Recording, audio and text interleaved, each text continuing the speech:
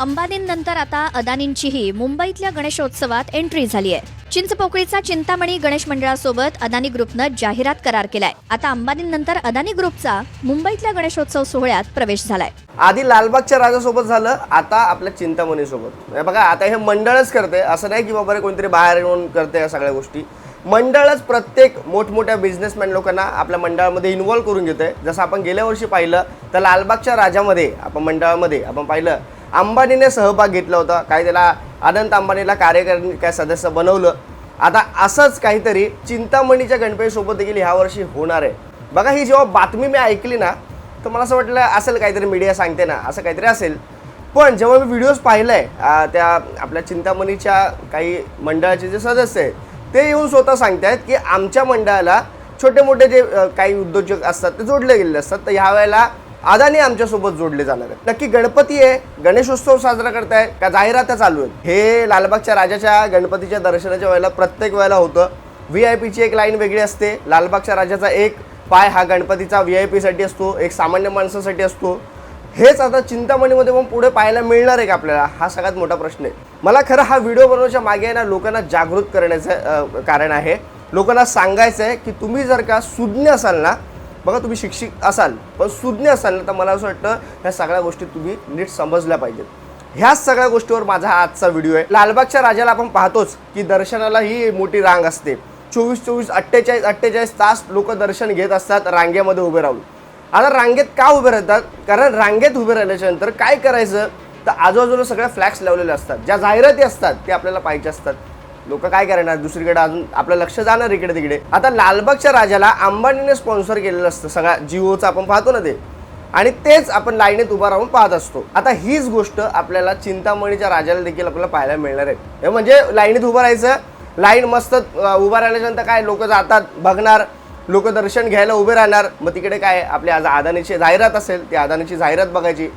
जाहिरात ही जी गोष्ट आहे ना मित्रांनो, आपल्या डोक्यामध्ये अशी खेळते ना, ती मग चुकीची असेल ना तरी पण ती बरोबर पद्धतीने आपण त्या डोक्यामध्ये ते जाहिराती करतात ना जाहिरातीवाले, चुकीचं किती असेल ते निगेटिव्ह पॉईंट्स ना सांगणार, तुम्हाला पॉझिटिव्ह पॉईंट्स सांगणार.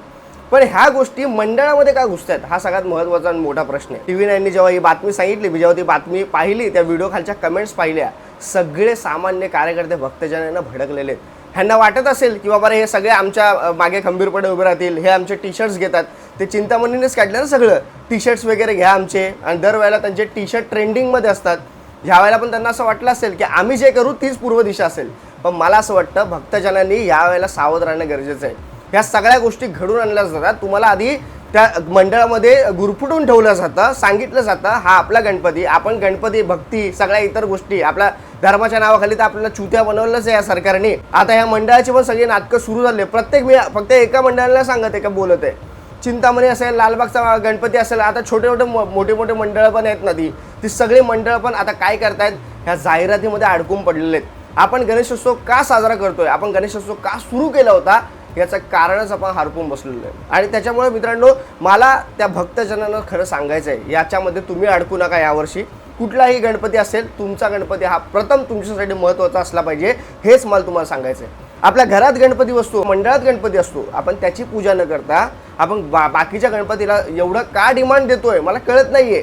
आपण जातोय ना तिकडे म्हणून ते लोक जाहिराती लावत आहेत. आपण जायचं बंद केलं तर ह्यांच्या जाहिराती बघणार कोण, हा मला असं वाटतं आपण विचार करणं गरजेचं आहे. बरेच जण बघतात, बोलतात, शिव्या घालतात, पण तरी पण त्या मंडळांना जाऊन भेट देतात. माझ्या झेंझी लोकांना तर खरं सांगायचं आहे, झेंझी मुलांनो तुम्ही समजा, तुम्ही मला असं वाटतं तुम्ही काहीतरी करू शकता याच्यावर पुढे. आता जे आंदोलन आपण पाहिलं, त्या प्रकारचं आंदोलन उभं केलं झेंझीने, माझी अशीच इच्छा आहे, अपेक्षा आहे की तुम्ही आता समजावं. तुम्ही कळते आहात, आता तुम्हाला माहिती आहे की जाहिरात ही काय असते. ही जाहिरात तुम्ही ओळखलीत ना तर तुम्हाला कळेल की तुमचा उपयोग कशा पद्धतीने केला जातो. ह्या मंडळामध्ये आता सगळे अदानी अंबानी सगळे घुसायला लागलेत. आता अदानीचा विषय निघाला म्हणून तुम्हाला सांगतो, आमच्या गोरेगावमध्ये जी मैदानं आहेत ना, त्या मैदानावर पण आता अदानीच्या माध्यमातून काय ते म्हाडाच्या माध्यमातून काय सुरू आहे, सगळं मैदान जे आमचं पूर्ण बंद करून ठेवलं आहे. ज्या मैदानामध्ये आम्ही लहानपणापासून खेळत होतो ती मैदानं आता बंद झालेत. या मैदानाच्या आंदोलनासाठी आमच्या इकडची सगळ्या पक्षातली लोक एकत्र येऊन या आता मैदानासाठी लढतायत. मध्ये भाजपचे असतील, शिवसेनेचे असतील, मनसेचे असतील, वंचित बहुजन आघाडीचे असतील, सगळ्या पक्षाचे लोक एकत्र येऊन पक्ष बाजूला ठेवून आमच्या या मैदानासाठी लढतायत. या सगळ्या गोष्टी घडतायत. हे कोण घडवतंय? बघा, सत्ता ज्याच्या हातात असतं ना तो काहीही करू शकतो. आपल्याला माहिती आहे आता कसं आहे, ह्यांच्या मागे पोलीस सोडले जातील, यांच्या मागे प्रशासनाचा दबाव आणला जाईल, सगळ्या गोष्टी होतील, पुरेपूर त्यांना दाबण्याचा प्रयत्न होईल.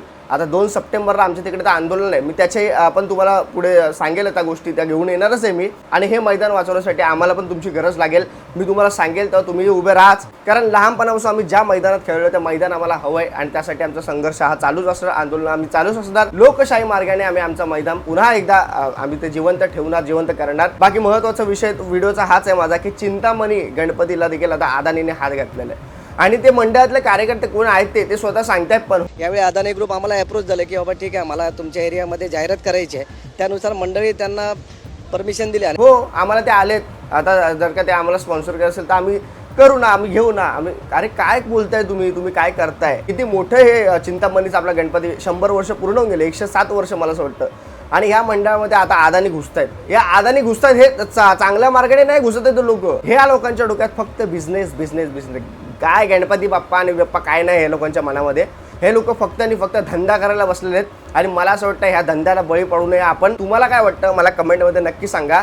ह्या चिंतामणीने, ह्या लालबागच्या राजाने हे जे सगळ्या घुसवलेलं आहे या लोकांना, हे चुकीचं आहे की बरोबर हे मला असं वाटतं तुम्हीच मला कमेंटमध्ये सांगा. याच्या पुढे काय असेल काय नाही हे मी बोलणारच आहे. आता पुढे गोष्टी येतीलच.